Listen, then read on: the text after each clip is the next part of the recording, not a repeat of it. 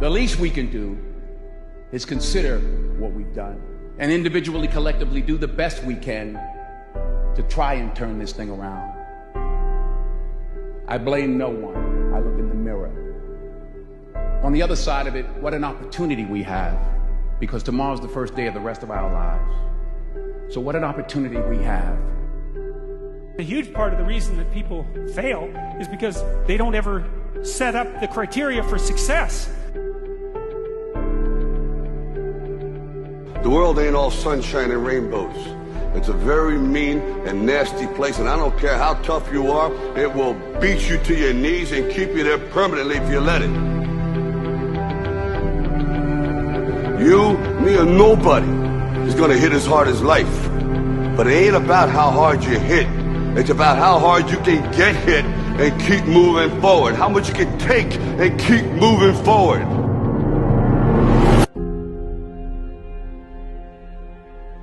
Every failed experiment is one step closer to success. You've got to take risks.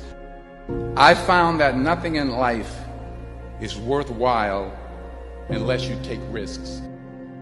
You will fail at some point in your life. Accept it. You will lose. You will embarrass yourself. You will suck at something. But do you have the guts to fail? If you don't fail, you're not even trying. Sometimes it's the best way to figure out where you're going. If I'm going to fall, I don't want to fall back on anything except my faith. I want to fall forward. I figure at least this way I'll see what I'm going to hit.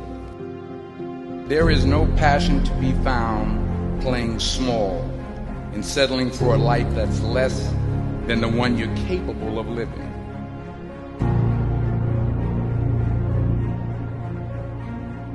There's a certain delusional quality that all successful people have to have.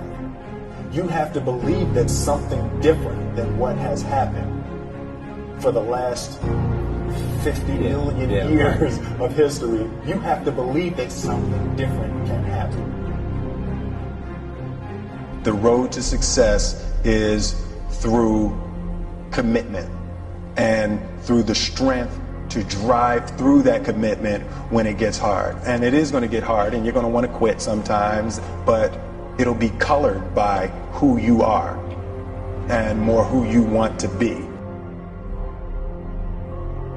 Since success is a very narrow line and very unlikely, the probability that you're going to stumble on it randomly is zero. And so there's a proposition here, and the proposition is, if you actually want something, you can have it. Did you think, I need to pack this in? No, I don't ever give up. I mean, I'd have to be dead or completely incapacitated. Why do you care about somebody else's opinion? He told me you're in charge of your own destiny. He said you're in competition with yourself. The day that you give up on you is the day that you gave up on your dream. So if you're in the business of giving up on your dream, then I don't want to be in the business of being your friend. I think you're talented. So why don't you stay true to what you believe that you can do? And it was words like that that really made me get that skin, that thick skin to deal with Hollywood and rejection. And when I heard no 1,000 times, it started to roll off my back. When I got that one yes, I made the decision to never hear no again. So it's those stories that really would help that younger generation that's coming up in that business to say, you know what, I'm going to stay true to my dream because there is a light at the end of the tunnel. And I'm pure prime example of that light. I've been in the business 19, 20 years, man, and that last 5 to 6 has been successful. Failure is wonderful. You want to hit home runs? You better be willing to strike out a lot. You better be willing to fall down a lot. But what do you do when you fall down? Do you say, see, I told you I was a failure? Or do you get up and say, well, that didn't work. Don't do that. I'm always reminded of Thomas Edison, who was working on inventing a storage battery, some way to store electricity.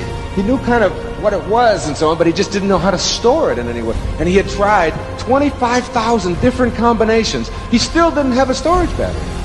And one of the reporters asked him, he was like 77 years old, and they said to him, Mr. Edison, how does it feel, someone as famous as you, to have failed 25,000 times? It must be awful. He said,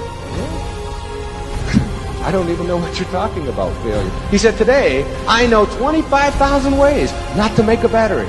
Failure is only bad when you equate it with your self-worth.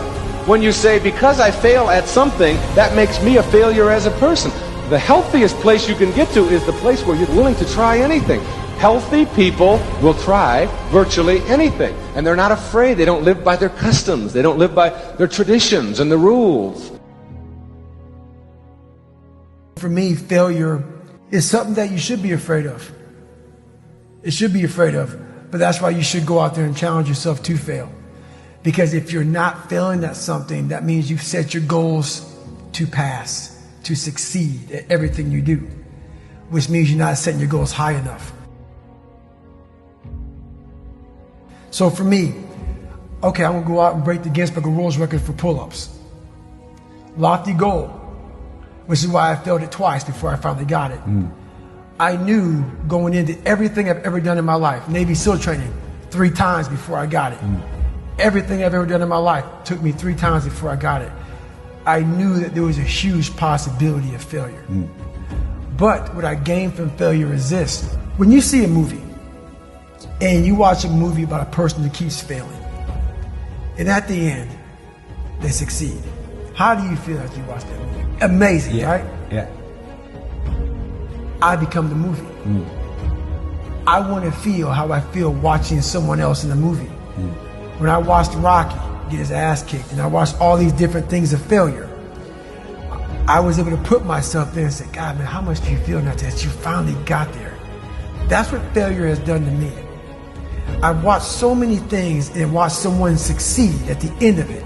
It's like, God, I want to feel like that. But failure causes that one feeling.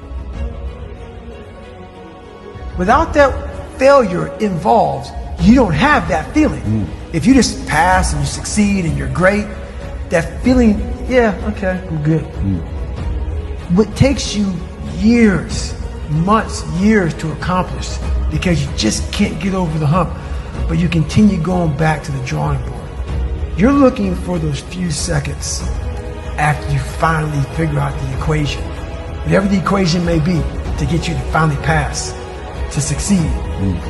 I live for that feeling, but I can't get that feeling without going through, I failed this equation, I failed this one, I failed this one, I failed this one. Oh, I'm figuring it out. So you start to feel it before you even pass, before you even get to the success part. And then once you succeed, the feeling is unbelievable.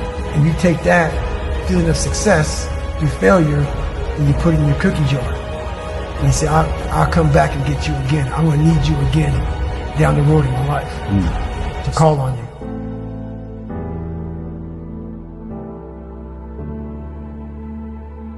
You know, it's always a little bit frustrating to me when people have a negative relationship with failure.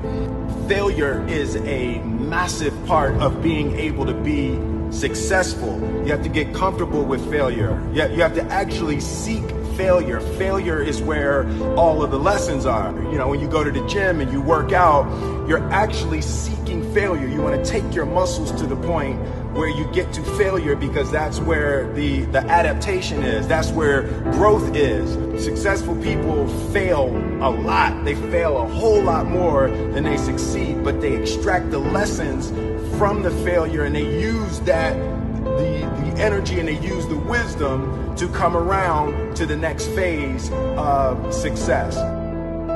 You gotta take a shot. You have to live at the edge of your capabilities. You gotta live where you're almost certain you're gonna fail. That's the reason for practice. Practice is controlled failure. You're getting to your limit, getting to your limit, getting to your limit. You can't lift that, you can't do that, until you get to the point that all of a sudden your body makes the adjustment and then you can do it. Now, if you know what you're worth, now go out and get what you're worth. But you gotta be willing to take the hits and not pointing fingers saying you ain't where you want to be because of him or her or anybody. Cowards do that, and that ain't you. You're better than that. What are you going to do with what you have?